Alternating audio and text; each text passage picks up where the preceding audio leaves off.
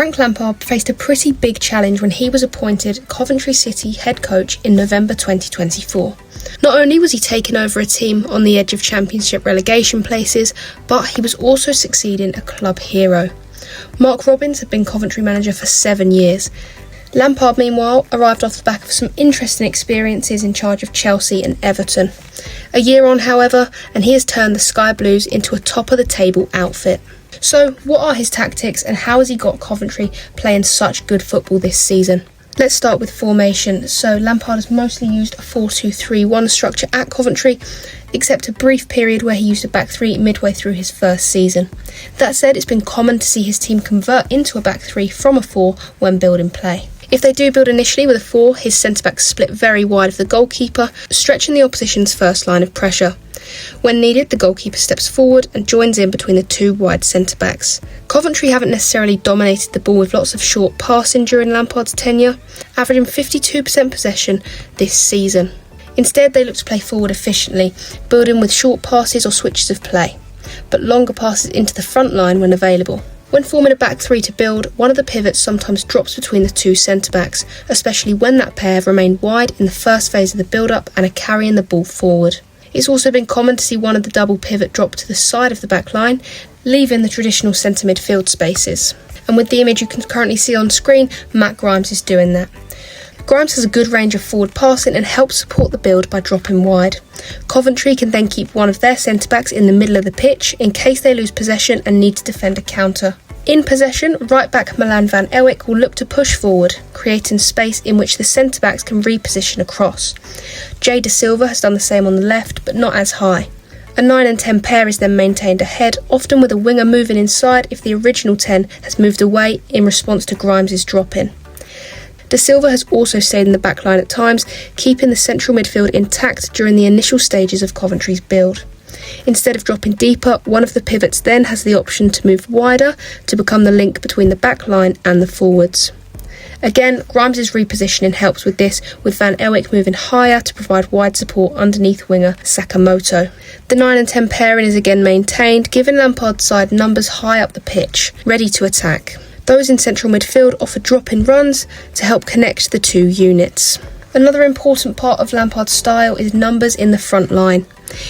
In the attacking phase, and with Van Ewijk often moving very high from right back, Coventry's combinations on the right have been very purposeful. With the number 10 or those rotating into that space also supporting by moving across, Coventry have worked the ball forward efficiently. They've then utilised the numbers on this side to create chances and score goals. Should the 10 move over to the right, midfield runs from deep can support any attacks from the left.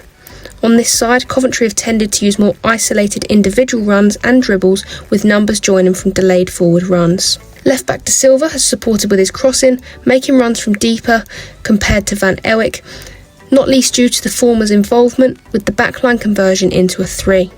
Van Ewijk also tends to be keener on getting forward in transitional moments and counter-attacks. Coventry had the most crosses in the 2024-25 Championship season, with Van Ewijk ranking 7th for crosses in the entire division.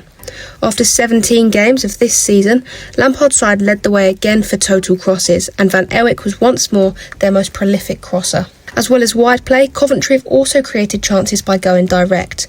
The front 3 and number 10 often attack in close proximity to each other, being particularly dangerous on attacking transitions. Van Ewijk typically provides immediate forward runs in these moments, but they're not often needed thanks to Haji Wright, Ephron Mason-Clark, Brandon Thomas Asante and Sakamoto being so penetrative with their combinations, movement and regular attempts on goal. The front line won't overplay either. Instead, they look to drive and carry the ball, working attempts as efficiently as possible. The number 10 in Rudoni, Eccles or Thomas Asante have supported by providing runs forward to ensure the opposing centre-backs are always having to defend.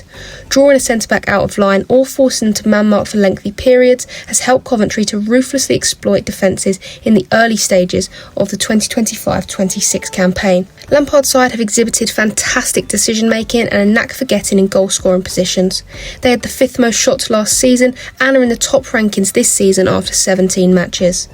They've also shown an ability to pick each other out with key passes, deft balls in behind and well-timed passes to forward-running teammates. By Christmas, Coventry had played the most passes within 20 metres of the opposition goal, with all of the front line able to combine and create for one another as well as finish. The final key component to Lampard's style is the 4-4-2 when defending. When Coventry defend for sustained periods without the ball, Lampard's 10 is pushed up from the 4-2-3-1, forming a frontline pair alongside the centre forward. Along with higher pressing, the first line tries to narrow and limit access into the opposition pivot. If there's one deeper midfielder, they cover access zonally, alternating which one jumps outwards towards the centre-backs. If the opponent has a particularly strong pivot, they focus on more player-orientated marking, with the 9 locking play one way. Coventry then resemble more of a 4-4-1-1. When committed to a high press, they show and force the ball away from the centre.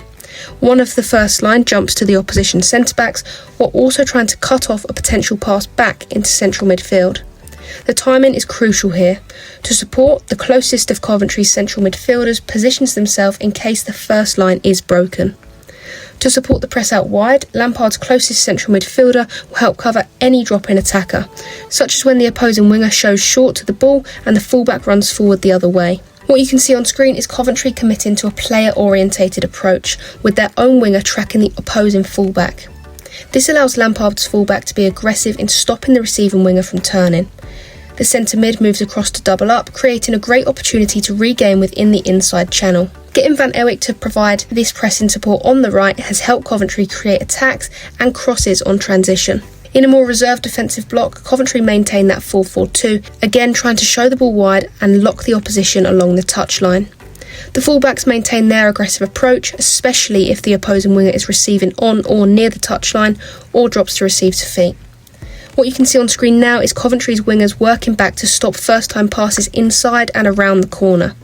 Although this stops doubling up on the ball, it allows Lampard's side to remain compact in spaces inside and immediately ahead of the ball. The adjustments and details of Lampard's centre mids are also key when defending from this 4-4-2 block.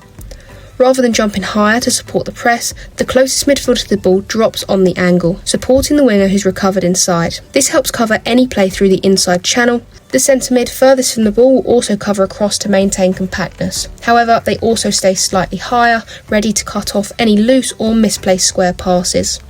At times, the front line could better support this wide trap from the block by screening access into the opposing pivots, but their placement does allow them to exploit any midfield regains. These key components of Lampard's style is what's led Coventry to be so good this season. They're currently top of the table on 58 points. And although since Christmas their form has dropped, they have just won their last 2 games back-to-back against Leicester and Millwall, and in their next match they'll face Norwich away. That one's on Monday night and they'll be expected to get a result there, as Norwich are currently towards the bottom end of the table. Lampard's side are 6 points clear and looking very likely to be promoted if they continue as they're going so far this season. After enduring a mixed bag to his managerial career so far, it's great to see Lampard really establishing himself as a top manager in the Championship. So what do you think?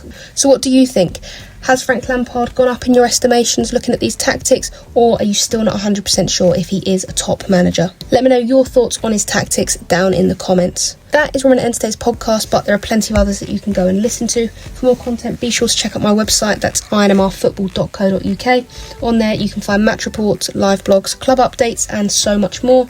And if that's not enough, INMR is also on X and Instagram, so you can follow me on both of those platforms for even more daily football content. Thank you very much for listening, and I will see you in the next one.